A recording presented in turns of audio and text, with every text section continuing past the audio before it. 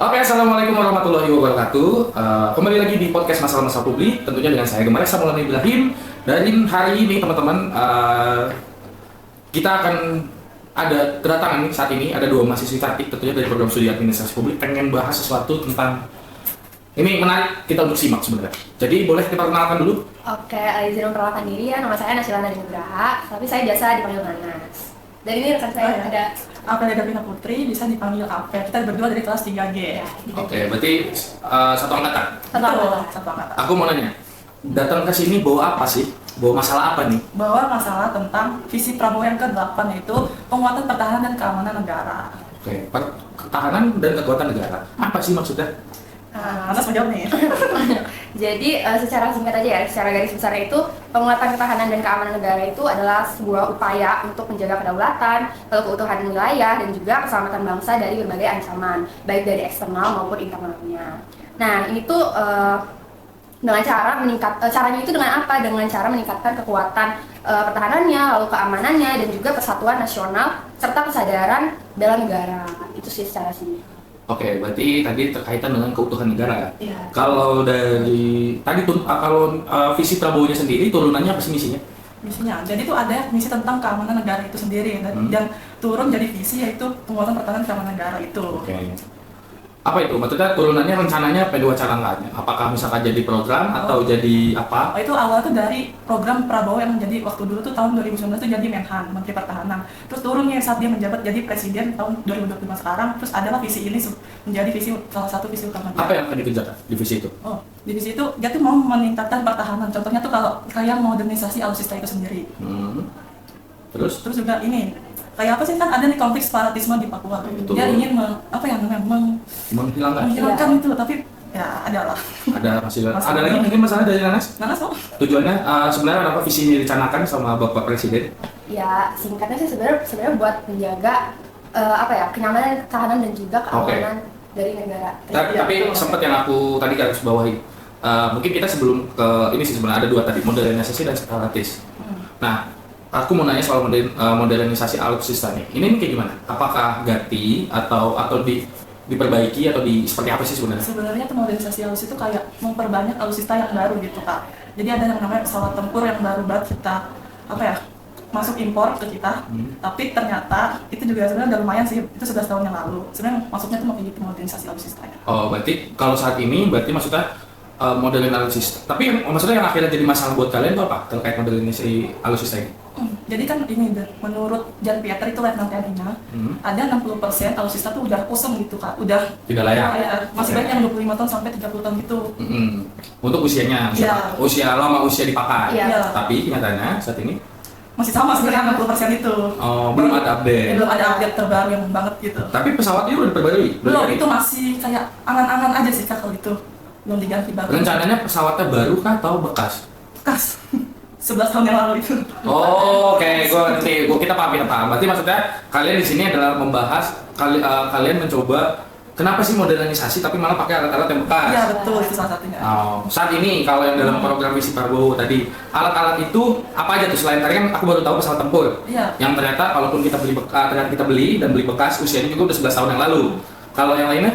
Ada setahu saya ya kayak itu ada senjata juga, saya lupa kodenya apa, cuman itu juga bekas juga kebetulan kayak. Dari luar kah atau dari luar? Oh, banyak Kan dari luar. Ya. Berarti kita nerima bekas-bekasan tentang orang lain. Ya. Oh, gitu. Tuh.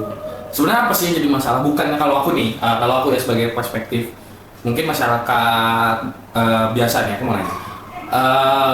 Kalau memang itu tidak menyebabkan masalah atau selama itu fungsinya baik-baik saja, nggak apa-apa dong. Sebenarnya usianya jauh, sebenarnya gimana perawatannya? Atau dari kalian punya pandangan lain? Sebenarnya kalau saya kayak yang menjadi masalah adalah kan ini anggarannya sudah dinaikkan nih, tapi modernisasinya masih gitu-gitu aja loh. Oke, Iya betul.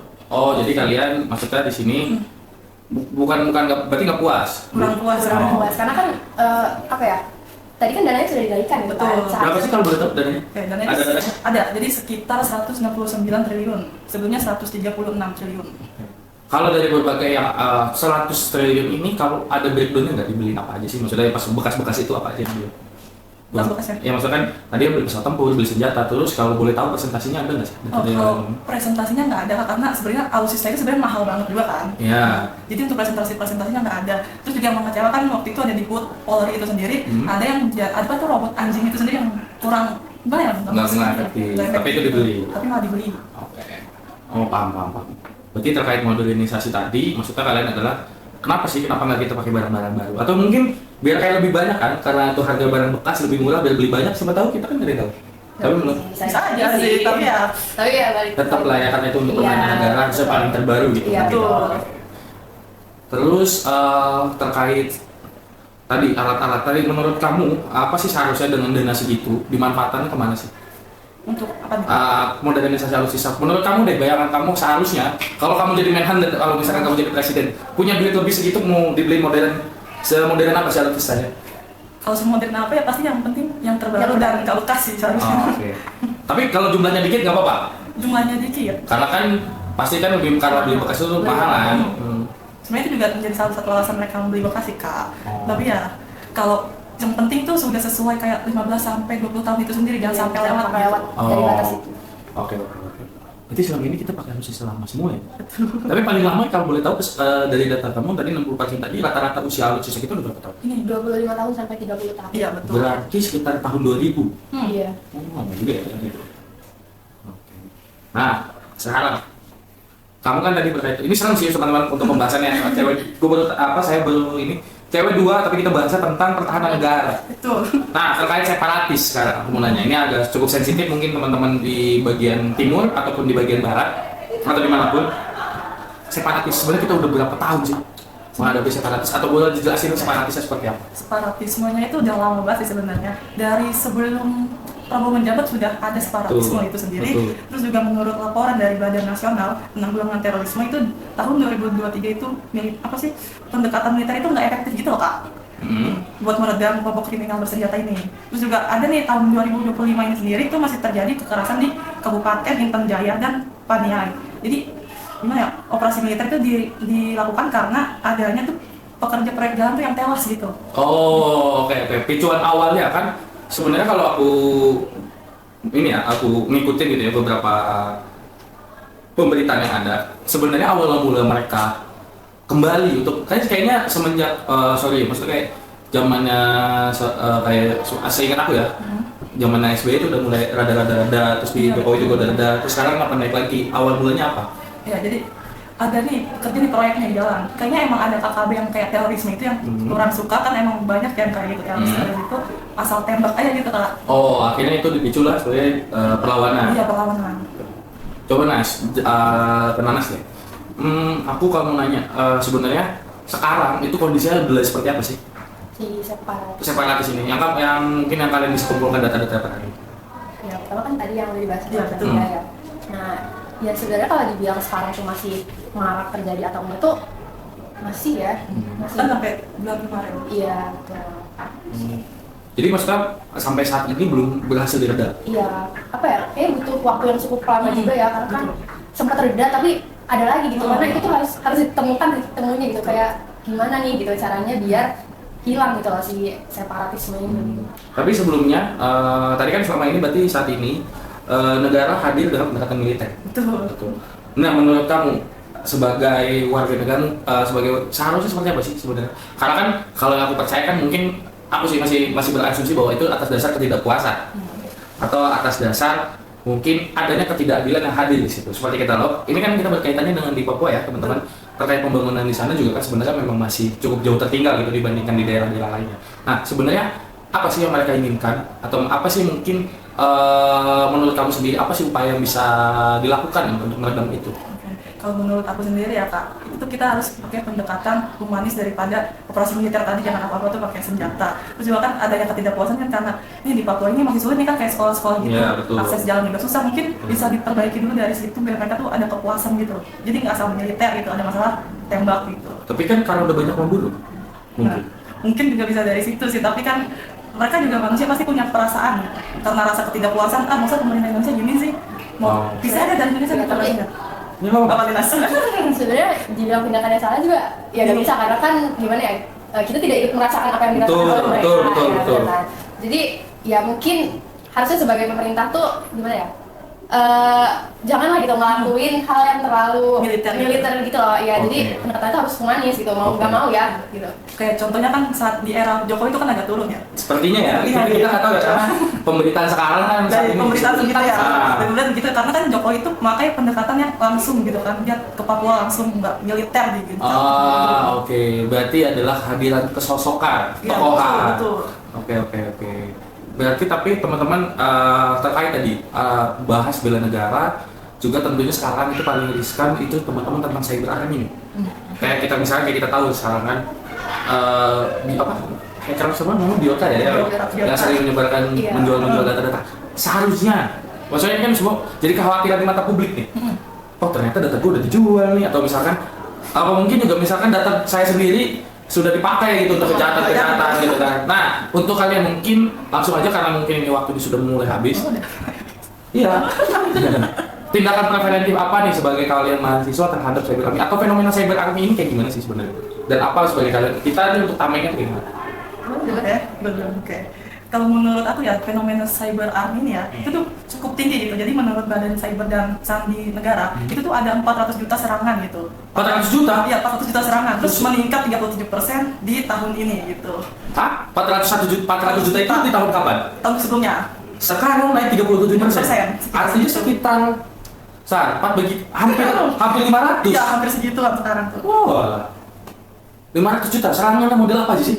Kayak misalnya contoh terdekatnya itu kayak website pemerintah gitu. Itu kan sering banget di-hack gitu. Bahkan kita sendiri terdekat di Untirta. Itu sering banget. coba dibuka sih arahnya. Oke, ya. Tolong identitas. Sorry apa? Pokoknya bagian itu. Nah, sebagai tentunya sebagai tadi sekarang deh, sebagai Gen Z yang kita nih Gen Z. Tindakan preventif apa yang sangat mungkin untuk dilakukan minimal untuk tidak sampai terkenal lah, pribadi dulu deh. Kalau untuk urusan negara mungkin kan sifatnya agak rumit nih, walaupun sebenarnya kita juga sebenarnya secara cyber army sebenarnya diakui nih, cuman kan memang hacker-hacker, soalnya kita sebutnya hacker Indonesia ini belum punya tempatnya gitu.